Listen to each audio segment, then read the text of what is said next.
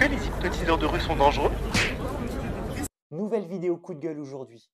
Et cette fois-ci, ça va être sur une collègue. Giorda est hypnotiseuse de spectacle. Laetitia, de son prénom, est la première femme hypnotiseuse en France. Et je me suis procuré ce livre, écrit par Giorda et publié en 2019. Ce livre est uniquement vendu au prix de 15 € à la fin de ses spectacles. Vous ne le trouverez pas en ligne. Giorda y raconte rapidement son arrivée dans le milieu de l'hypnose. Certains passages sont très intéressants. Par contre, il y a des choses qui sont dites dans ce livre qui vraiment m'ont fait mal. À la page 30, Giorda y dit « Alors s'il vous plaît, si vous croisez dans la rue un hypnotiseur qui vous propose gratuitement ses services comme j'ai pu le faire, même si vous connaissez l'hypnose, qu'il vous paraît digne de confiance, et peut-être l'est-il, n'acceptez pas. Aujourd'hui, avec Internet, n'importe qui peut se prétendre hypnotiseur, mais rares sont ceux qui pratiquent l'hypnose avec éthique, bienveillance et talent. » Là, chère Giorda, je ne suis pas d'accord.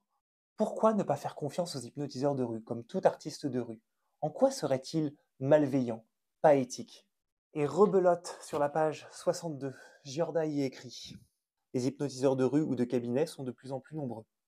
Même s'il y en a de très bons, même si je l'ai déjà fait, ne vous laissez pas hypnotiser dans la rue.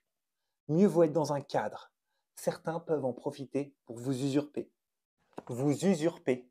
Mais c'est-à-dire, en fait, j'ai l'impression que Giorda parle depuis une expérience particulière et personnelle qui lui est arrivée. Et ça peut se comprendre si elle a eu une mauvaise expérience.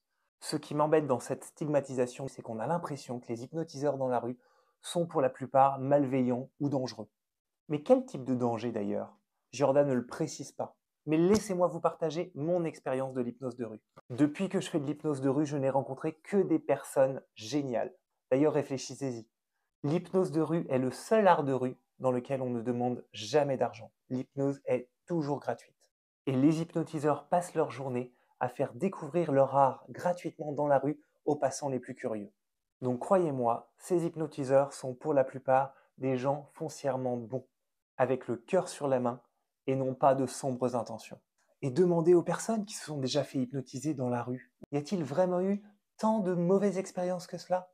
Est-ce que des hypnotiseurs de rue, sans scrupules, auraient usurpé qui que ce soit? Avez-vous déjà entendu ces histoires-là? Personnellement, non. Malgré ma pratique, je n'ai jamais entendu parler de ce genre d'histoire. Je ne dis pas que ça n'arrive pas et que ça n'existe pas, mais ne généralisons pas et n'installons pas la peur auprès des personnes qui viennent nous voir en spectacle.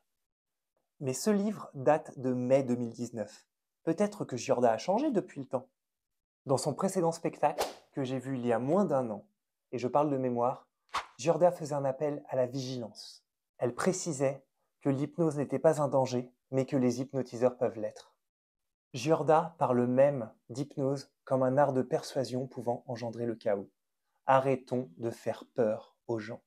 Les gens ont déjà assez peur de l'hypnose comme ça pour qu'on en rajoute. Il y a des dangers dans n'importe quelle profession. Il n'y en a pas plus chez les hypnotiseurs qu'ailleurs, et il n'y en a pas spécifiquement en hypnose de rue. Si vous croisez un hypnotiseur de rue, laissez-vous tenter. Vous n'avez pas plus de risque qu'ailleurs d'essayer l'hypnose de rue, ou alors de laisser un magicien vous divertir, un mentaliste dans la rue également essayer de deviner votre prénom. Mais ce qui est étonnant, c'est que sur ces réseaux sociaux, Giorda se montre en pleine rue en train d'hypnotiser. Il n'y a qu'à remonter jusqu'à mars 2023 pour voir des vidéos de Giorda en train d'hypnotiser et de faire de l'hypnose de rue.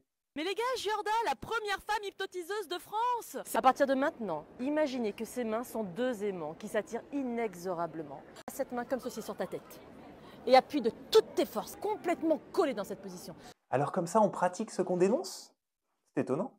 Je n'ai absolument rien contre Giorda. Son précédent spectacle était vraiment très intéressant. Et d'ailleurs, je pense que je vais aller voir le nouveau, qui s'appelle Hypnose, et qui sera bientôt sur les routes de France. Et je vous encourage à aller le voir, parce que Giorda est une vraie showwoman. Et ça fait vraiment du bien de voir une femme prendre de la place médiatique dans un milieu encore, hélas, beaucoup trop masculin. Mais arrêtons ces guerres et restons cohérents. D'ailleurs, Giorda partage dans son livre la même vision que moi sur la complémentarité entre hypnothérapeute et hypnotiseur de spectacle. Eh bien pour moi, c'est exactement la même chose entre l'hypnotiseur de spectacle et les hypnotiseurs de rue. Combien de personnes ont découvert l'hypnose via l'hypnose de rue et se sont dit que ça pourrait être super intéressant d'aller voir de l'hypnose dans le cadre d'une salle de spectacle. Les hypnotiseurs de rue permettent d'amener du monde en spectacle. Le spectacle permet d'amener du monde en hypnothérapie. Et au final, tout le monde y gagne. Donc cessons de nous taper dessus. Giorda, chère Laetitia, en tout cas, tu es la bienvenue pour répondre. Je serais ravi de pouvoir partager, savoir si ta vision a changé et ce que tu penses foncièrement de l'hypnose de rue. En tout cas, moi, à la lecture de ce livre-là, ces passages m'ont mis mal à l'aise. Il était normal pour moi de défendre cet art qu'est l'hypnose de rue et qui est un art très important pour moi. C'est tout pour aujourd'hui. J'espère que cette vidéo vous a plu. N'hésitez pas à mettre un petit j'aime, à vous abonner et à commenter. Donnez-moi votre avis. Est-ce que pour vous, l'hypnose de rue, c'est vraiment dangereux? En tout cas, vous connaissez mon avis. Ciao, bye.